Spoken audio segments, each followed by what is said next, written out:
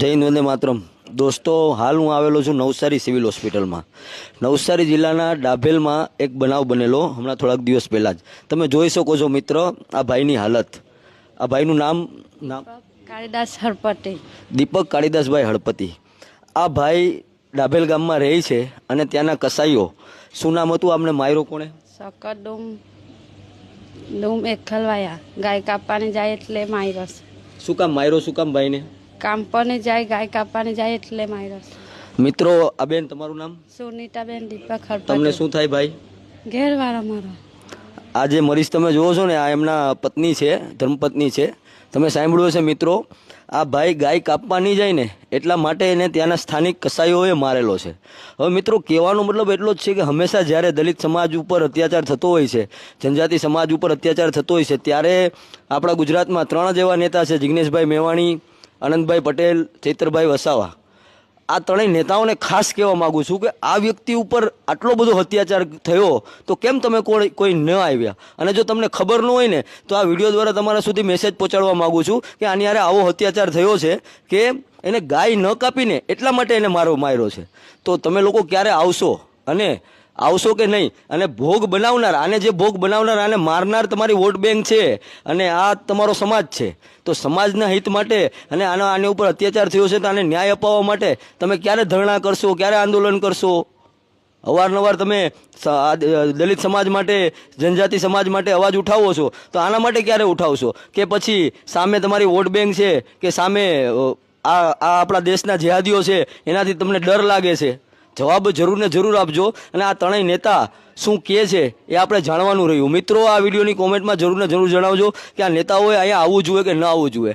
અને જો આ નેતાઓ ન આવે ને તો સમજી લેવાનું કે સમાજના નામે અને જાતિના નામે આ લોકો ખાલી રાજનીતિ જ કરે છે, બીજું કાંઈ કરતા નથી. જય હિન્દ, વંદે માતરમ.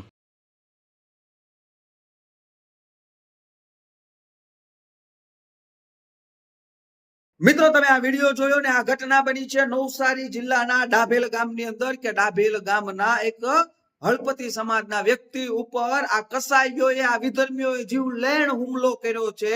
તમે આ વિડીયોમાં જોઈ શકો છો કે આ પીડિત વ્યક્તિ હોસ્પિટલની અંદર કેવા તરફડિયા મારી રહ્યો છે. આ વાત ઉપરથી તમે અંદાજ લગાવી શકો કે આ વ્યક્તિ ઉપર આ કસાઈઓ અને આ વિધર્મીઓ દ્વારા કેવડો જીવલેણ હુમલો કરવામાં આવ્યો છે. અને આ હુમલો શા માટે કરવામાં આવ્યો? કે આ જે પીડિત વ્યક્તિ છે તેને કસાઈઓ અને આ વિધર્મીઓ સાથે ગાય કાપવા માટે જવાની ના પડી. શા માટે? કે આ પીડિત વ્યક્તિએ કીધું કે હું તમારી સાથે ગાય કાપવા માટે થઈને નહીં આવું. બસ આ જ વાત ઉપરથી ઉશ્કેરાઈને આ કસાઈઓએ અને આ વિધર્મીઓએ આ પીડિત વ્યક્તિ ઉપર જીવલેણ હુમલો કર્યો છે.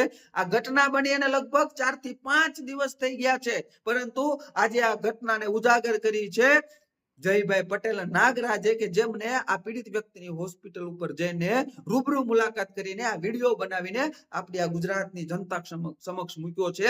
અને ન્યાય અપાવવાની જવાબદારી આપણી સૌ લોકોની બને છે.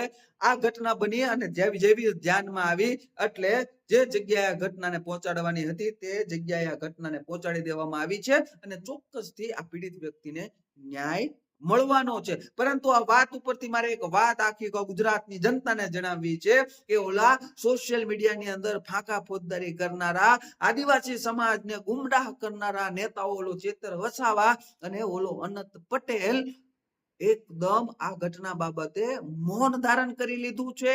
આ ઘટના બાબતે એક પણ શબ્દ બોલી નથી રહ્યા, કારણ કે જે આરોપીઓ છે વિધર્મીઓ છે, અને જો આ પીડિત વ્યક્તિના સમર્થનમાં કઈ બોલવા જાય તો પોતાની વોટ બેંક તૂટી જાય. બસ આ જ કારણે આ લોકો આ ઘટના બાબતે એકદમ મૌન છે. અને ઓલો જિગ્નેશ મેવાણી પણ સોશિયલ મીડિયાની અંદર રીલ બનાવીને ખોટી ફાંકા ફોજદારી કરીને ફરતો વ્યક્તિ આ જિગ્નેશ મેવાણી પણ આ ઘટના બાબતે મૌન છે, કારણ કે વોટ બેંક તૂટી જાય.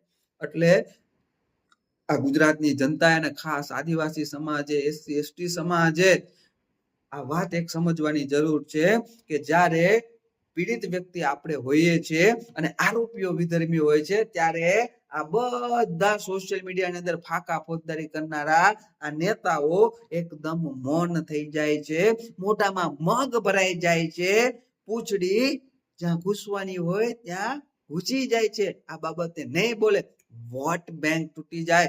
મળતા મત તૂટી જાય વિધર્મીઓના, એટલે ગુજરાતની જનતાએ ખાસ આ વાત સમજી લેવાની જરૂર છે.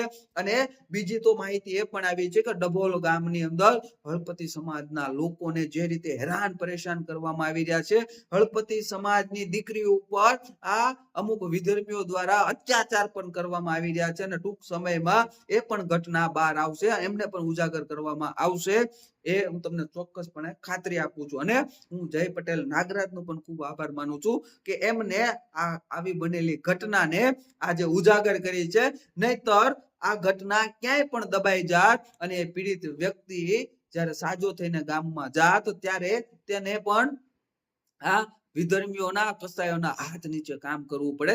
આ બાબતે ફરિયાદ પણ નોંધાઈ ચૂકી છે અને એક આરોપીની ધરપકડ કરવામાં આવી છે. હજી બીજા આરોપીઓ ફરાર છે.